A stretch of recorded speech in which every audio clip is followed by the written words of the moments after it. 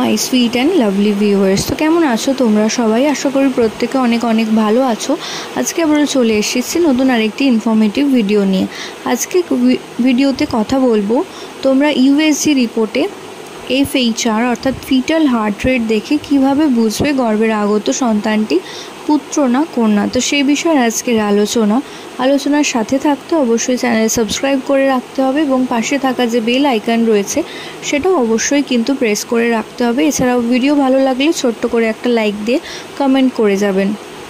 এই old wife tales অনুযায়ী কিন্তু বলা হয় যে FHR অর্থাৎ ফিটাল হার্ট রেট বা BPM যেটাকে বলা হয় ব্লাড প্রেশার পার মিনিট, যদি দেখেন যে কোনো গর্ভবতী মায়ের 140-এর বেশি, তো সেক্ষেত্রে ধারণা করা হয় যে গর্ভের আগত সন্তানটি এটি ফুটফুটে পুত্র সন্তান আসতে চলেছে।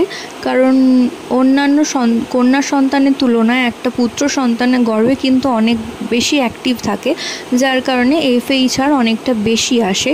অন্যথায় যদি দেখেন যে ফিটাল হার্ট রেট 140-এর নিচে অর্থাৎ 136, 132 এই ধরনের, তো সেক্ষেত্রে ধারণা করা হয় যে গর্ভের আগত সন্তানটি একটি ফুটফুটে কন্যা সন্তান আসতে চলেছে।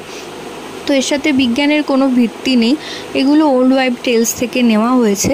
আশা করছি ভিডিওটা আপনাদের কিছুটা হলেও কাজে আসবে। তো প্রত্যেকে ভালো থাকুন, সুস্থ থাকুন এই কামনা করে ভিডিও এখানেই শেষ করছি। নমস্কার।